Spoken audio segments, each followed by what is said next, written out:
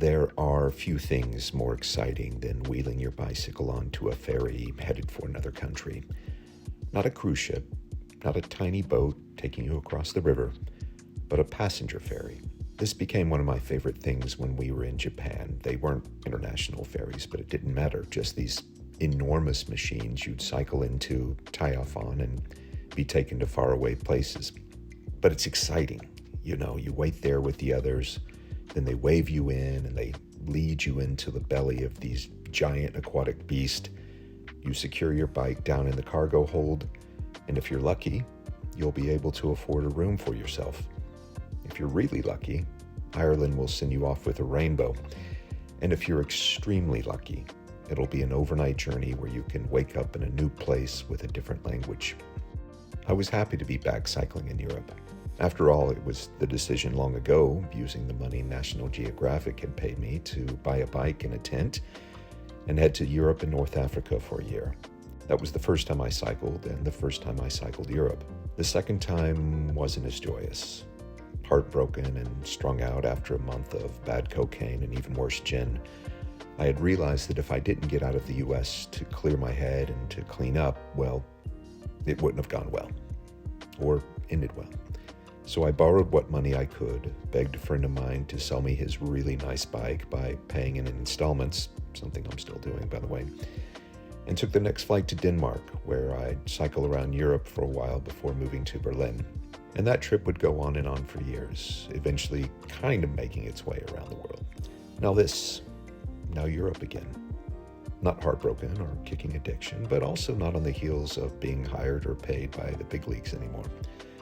Just a middle-aged fella with a bike and a dream of someday being able to support himself through these little videos. I thought about that on the boat ride. I thought about all of that, of this show being the last thing I could think of. But I also thought of fear and living with fear on a daily basis. I'm scared all the time. I'm scared every hour. It's just that I don't give fear more credit than I would any other emotion, so fear is welcome to sit at my dinner table next to hope, next to chance, next to, it's something that you definitely listen to and something you definitely live with, but you don't let it dictate any more than any other emotion. We slept a little, not much, of course, out of excitement, and woke up the next morning to new land. Bonjour, friends. Not so beautiful. It's okay, it'll be beautiful. Off the ferry and onto new soil, a new stamp and a new passport, and here we are, in a new place, Roscoff, France, the beginning of Brittany and the beginning of our big adventure.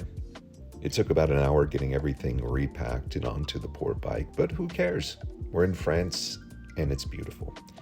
We cycle into the Roscoff centre-ville, spend a couple of good hours just walking around, a massive shit-eating grin on my face. Blue skies, France. Old churches and cobblestones and tiny alleyways and boats and people speaking French. We made our way to tourist information and were handed 3 maps and a cute little Eurovelo passport. The Eurovelo, of course, being the collection of 17 or 18 bikeable routes around Europe.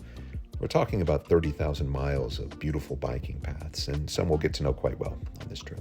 Got lost a few times, to be expected, but eventually made our way out of Roscoff onto the bike trail, stopping in the neighboring town of Saint-Pont-de-Léon for a proper breakfast. That would be an almond croissant and a double coffee. Something we can't afford all the time, but come on, first day in France. We pedaled out of town onto the beautiful paths, cabbage patches, or whatever these things are, wheat, I don't know, that's a railroad, with beautiful weather. Sunshine, it's nearly 70, nice breeze, it's incredible. And into the town of Toll, where I wanted to get a very French lunch, but the supermarket was closed, so we had a big pizza. And then we headed south towards Morlaix. I'll try to put this map up as much as I can so we can both keep our bearings. I didn't know much about Morlaix, but it suggested there was something big in town. And boy, am I glad I did, as we take a left and are immediately met with just this ginormous bridge looming there in the background. Turns out it wasn't a bridge, it was a viaduct built in the late 17th century and just about as dramatic as you can imagine. And Morlaix was beautiful. I would have loved to spend more time in Morlaix, but that's a drawback of a trip like this. So do me a favor and visit Morlaix. Let me know how it is, would you? We left there, back onto the viaduct, onto the street, nearly a wreck, past the colorful buildings, and back onto the path.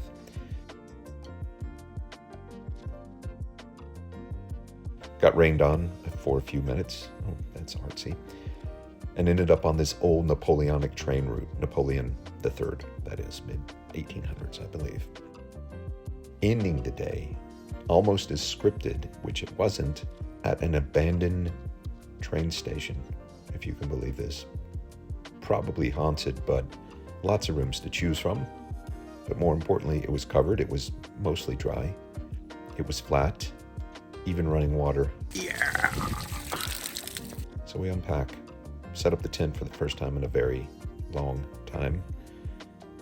Happy to be here. It was the most wonderful of first days. If you're looking for a sign that you're on the right path, today was one of those. And I am auspicious. Travel does turn you auspicious. I hope you are too. Being auspicious makes the world that much more interesting. But for it to be gorgeous roads, just a little summer rain, and then to end up at a random abandoned train station where I don't have to put up the rain flap, where everything's going to be dry tomorrow morning with water as well, is really just the greatest thing. You really couldn't have planned it better. An abandoned train station. Into our makeshift kitchen where we begin cooking with some very innovative French products, pesto, mushrooms, happiness. It's getting late and it started to rain, and I am absolutely filled with gratitude for the whole day, you know, the weather and being in France. But to not be out in a tent when it's cold and raining, to be dry is, again, I keep saying it's just an incredible day, and I really am thankful for so many things today. And we crawl into our tent and call it a night. A wonderful first night. An absolutely perfect first day in France.